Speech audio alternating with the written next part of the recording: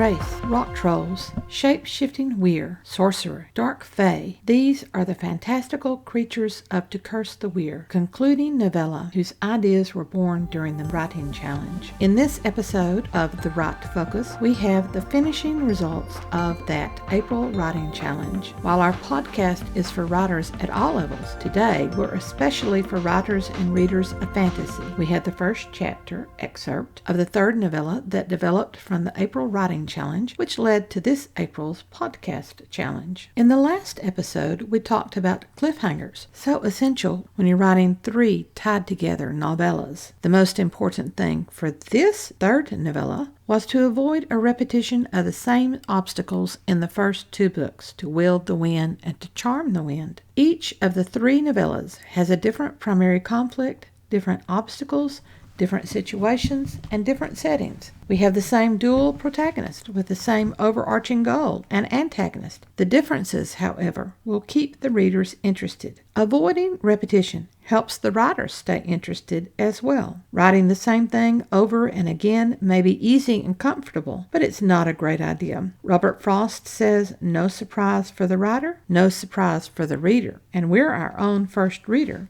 Herewith, I give you To Curse the Wyre. First, we have a book description. On a mission for the Wizard Enclave, Oriel entered the Wilding. There she encountered sprites, wraiths, gobbers, and dark fae known as Kirji.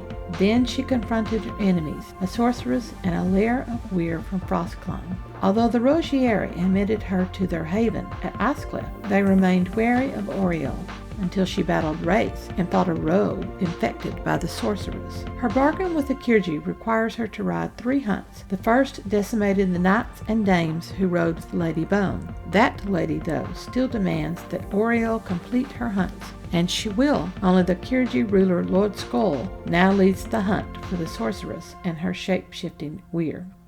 Chapter 1. The midnight black horses thundered along the forest row.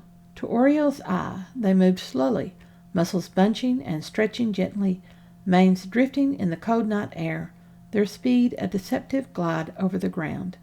Yet moon-silvered trees passed in a blur. The road sped by beneath the enchanted horses' hoofs. The lady's moon rose quickly in the velvet dark sky. She rode on Skull's left.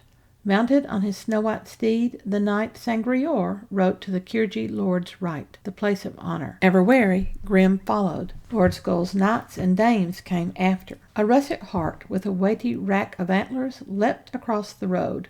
As it fled into the trees, Lord Skull reined in his horse. He flung up a hand to stop the following riders. Then he stared into the trees, tracking the hart's long run until it vanished in the deep forest. Magnificent! Worthy of a hunt, Sangreor commented. Not this hunt, we seek foul sorcery. Not wizard, you ride well. Oriel patted her night-black mount. They had ridden for miles, but the horse wasn't blown. Thank you, my lord, but I prefer the name Solskin. The Kirji lord chuckled, which Lady Bone would never have done. Not wizard is what you are. Solskin is when you are. He fixed her with his black-on-black eyes. His horse stood calm, while hers shifted, as if the Lord's gaze burdened it. I do not know who you are. I am not certain you know yourself. I am no more and no less than Oriel of Galfron's clan of the Enclave, a knot wizard named A-wise Solskin by a Kirji knight. Sangreor smiled at her use of the name he'd given her. That smile revealed his recently sharpened teeth in that marble-white skin, a statue who lived and acted and reacted. She shifted in her saddle to look behind, meeting Grim's cautious gaze. I am also more than friend, she added, to Grim Holtzen, a Roggieri. More than friend? Lord Skull glanced at the row. When he again faced forward, the rising moon glinted on his face-scroll for armor. Grim Holtzen is only more than a friend? You have not shared your true names? We look forward to becoming more. Grim sounded firm, and he returned her smile. We have had little time, my lord. Wyre and gobbers? And wraiths, she added. Kirji no, was Lord Skull's only comment. Come, we ride on. Wyre and sorcery are at the end of our hunt. Yet he didn't set the thundering pace of before. Oriel dared not ask questions. Lady Bone could be capricious. Both the lady and her brother were dangerous dark fae. She hadn't found the limits of their tolerance, and she didn't wish to. At this cantering pace, she glimpsed more than passing trees. A twinkling nest of sprites flickered in the distant forest. With wizard sight, she spotted mundane creatures scurrying away from the road, fleeing the hunt's passage. Dark bulks with silver glints and the occasional flash of red eyes helped her see them as they dove into tangled undergrowth, or they scurried up tree trunks. The little animals were safe, too small to tempt the riders into pursuit. After they crossed a ridge, Lord Skull slowed the ride, walking the horses down. A knight rode forward, jostling Sangreor to the road's verge. Skull didn't acknowledge him. The knight took the lead. He paused at a distant bend of the road and drew his sword. The dark steel winked in the silvery light of the lady's moon. When the hunt reached the bend, Oriel heard rushing water, but the trees blocked any view of the river. She didn't know if the shore they neared was where they had battled the Wyre and the sorceress. Was it where she and Grim alone had defeated Wyre? Or was it yet another rushing stream that emptied into the main tributary that poured into the lowlands? The knight waited by a dense tangle of withy undergrowth that spilled down the steep climbing mountainside. Farther along, the road descended between banks of trees, an old wagon trace. The knight pointed to the tangle with his sword. "Here! The entrance is here!" Lord Skull rode closer, and Oriel remained at his side. Sangreor came as well, and drew his sword, the steel glinting ice blue. He was Lady Bone's knight, lent to her brother while the consort knight Volk and Sir Christophan remained at the lady's side, not on this ride. Grim drew up on her left. His sword was drawn, ready, fay bright where the rider's weapons were dark steel. Hands crossed on his saddle pommel, Lord Skull waited. The lead knight dismounted. He threw his reins to Sangreor. Sword leading the way, he ducked into the writhe of woodbine and disappeared into the thicket against the mountainside. "What is it?" she asked Sangreor. "Old lair." Lord Skull thought the Wyre would have returned to it. "Did they not camp on the shore?" "This lair is older, from years ago." Grim inhaled sharply. "Aye, I thought I recognized it. 3 years old." "The Wyre who attacked the haven, before you left for the citadel?" "Aye. Nothing should be here except bones, the bones of the last Wyre we killed. Unless the other Wyre did use it for shelter." "How would they find it?" Grim countered the Kyrgi knight. "None survived. Any scent is old, weathered to nothing." Oriel didn't care about their argument. Would the Wyre with the sorceress have created a lair, or found a cave for shelter, or did they just camp on the shore? "They left their dead on the shore," Sangreor said with a dogmatic assurance. "They left their dead for gobbers and scavengers to feed on." "Lady Bone's knights and dames, those who were killed, were they also left on the shore?" "The lady scattered their ashes, giving them back to the sun at its zenith." How did Sangreor know that? He'd been with her in the haven throughout the day. Did he have some connection to the lady, so that he knew what she wanted him to know? Oriel remembered that blinding transition from place to place, which shifted her and Sangreor from the glade where the lady had healed Volk and to the haven. They had also shifted back to another glade where they'd met her and Lord Skull and begun this ride. The fight against the sorceress and her Wyre had decimated Lady Bone's riders, although Sangreor showed no grief for his fellow knights and dames. Only the 2 consort knights and 1 other had survived, Volk gravely wounded. If he had not been wounded, would the lady have continued the fight? When Volk had staggered under the attack of 2 shifted Wyre, the lady gathered him and her 2 remaining knights, the betraying Saraquista and Oriel. Then they fled, transitioning from the shore to that starlit meadow surrounded by old-growth trees.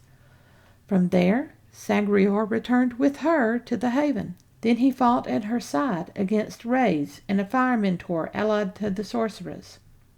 Since he remained with me, how does Sangreor know what Lady Bone did with the dead riders? How does he know the sorceress abandoned her dead Wyre and the 3 mundane swordsmen. Skull's knight reappeared, his sword advancing first through the tangle.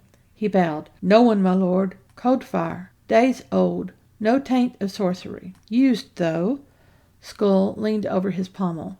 "The Wyre did choose to return here. Where have they gone?" He contemplated the forest surrounding them, ahead where the land steeply rose on both sides of the forest road, and the tangle of undergrowth that grew round the old-growth trees. His eyes narrowed as he tracked deeper into the forest. What does he see with his fey eyes?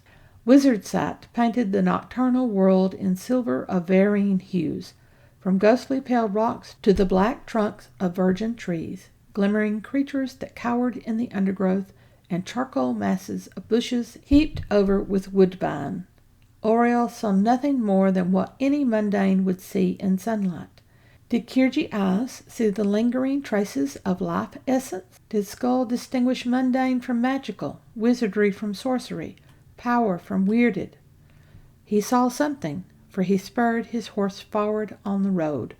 Sangreor followed him. Oriel wanted to drop back with Grim. The Kirgi lord drew his horse up short. It snorted and tossed its head, the white mane lifting, then falling over the black hide. "Stay with me, Solskin." Pleased that he used her preferred name, she urged her horse to his shield side. She prayed Skull did not think she was his shield against the sorceress. The road descended between the rising land. It worked through a cleft that funneled them 2 abreast. Oriel dropped back, as did Sangreor. The Kirgi's knight took shield side to his lord. Like an old wagon trace, beat down by the passage of heavy cargo, the road descended, a foot, 3 feet, 5 feet, the height of the horses and their riders, and more. The trees towered on both sides, joining their branches to block out the crone moon. The passage squeezed tighter and muddied from a seeping spring. Ice rimed the edge of the puddle. A wagon would barely scrape through. The deepness of the road, the denseness of the trees, both muffled the hoot of an owl winging by. The horses' hooves clicked over exposed rocks. The bridles jingled like silver chimes. An animal leaped down to the descending road. Wolf. No, Wyre, for the eldritch green transformation gleamed in its eyes. The Wyre bared its fangs and snarled. Ruffled pale blonde fur increased its size. Skull halted. Then he laughed. "Is that all, little Wyre?" A flash to the left. Then a dark shape leaped upon the knight riding beside Skull. It growled as it struck, knocking the knight out of the saddle and to the muddy ground. The Wyre followed the knight down, landing between the horses. Then it lashed onto the rider's neck and choked off his shout. The close confines of the narrowed road crowded the horses together. Man and Wyre grappled beneath the horses. Skull whipped out his sword when the Wyre struck, but he couldn't strike down to help, not without seriously wounding his man. He used the flattened blade to drive the man's horse forward. It leaped ahead, straight for the snarling Wyre athwart the road. The Wyre jumped away, then raced after the running horse. With the horse fled, the lord struck. Skull's blade flashed downward. The Wyre yelped, but didn't open his jaws. The man lay limp beneath him. Skull struck again. The Wyre flattened onto the man. He whimpered. Skull struck a 3rd time, and the whimpering stopped.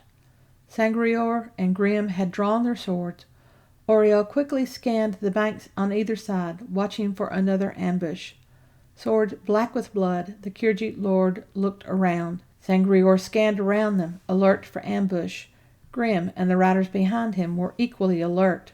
Their party was stuffed into the cleft, unable to move forward unless Skull did, able to retreat only one at a time after they turned their horses. "I can follow the escaped Wyre," Sangreor offered. "What would you, my lord?" "Do not follow. Ride ahead and guard. You, Roggieri, stand with him. We will hold this space." He rode a few paces forward, opening a way past his downed rider and the dead Wyre that had killed him.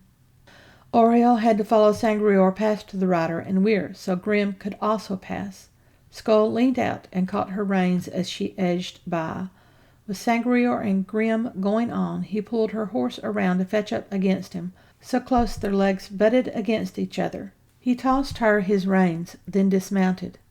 2 of his knights had ridden forward and also dismounted. The others remained mounted, alert, swords drawn. The last 2 riders had faced about, guarding the rear. The Kyrgi prodded the Wyre with the blood-black point of his sword.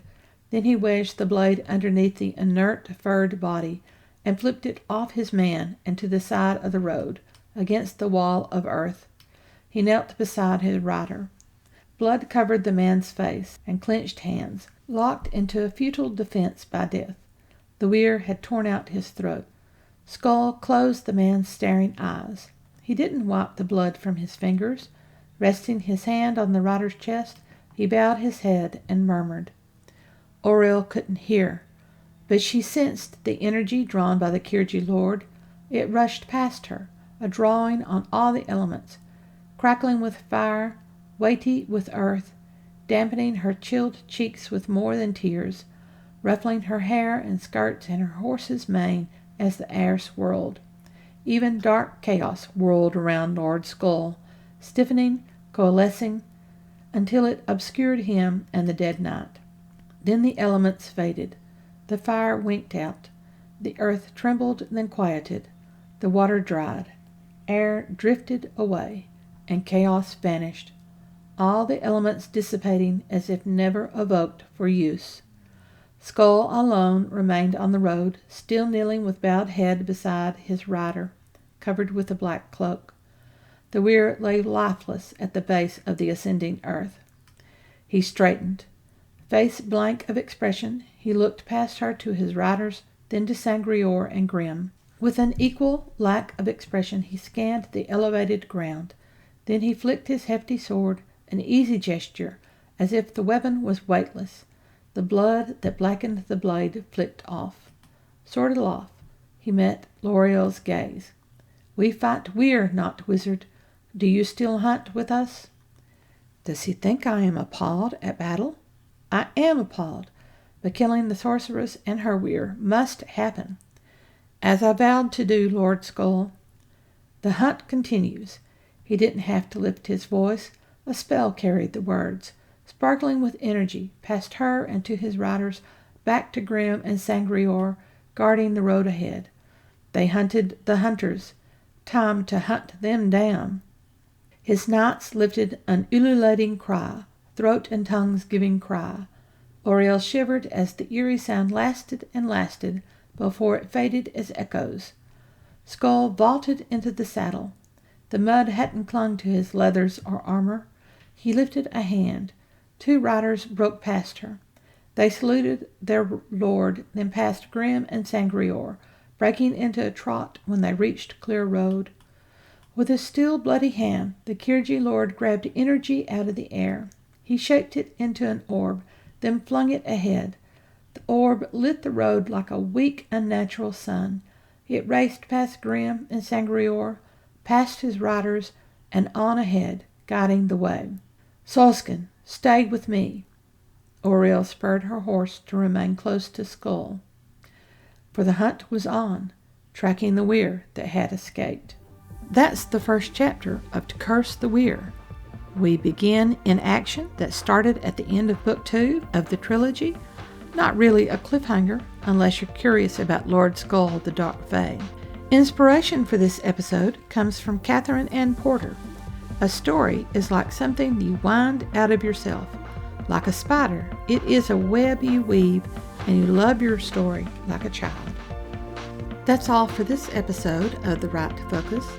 We finished with the last bit tied to the April Writing Challenge. In the next episode, we start a summer series on the various crafts of writing, and there's multiple ones. We follow the steps to discovering your novel.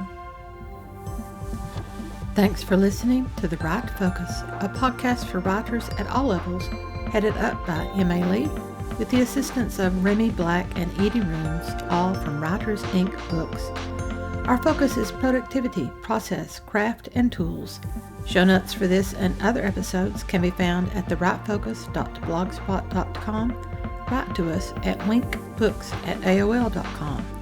Our podcast episodes last as long as it takes to fix a quick dinner, drive a short commute, or take a brisk walk.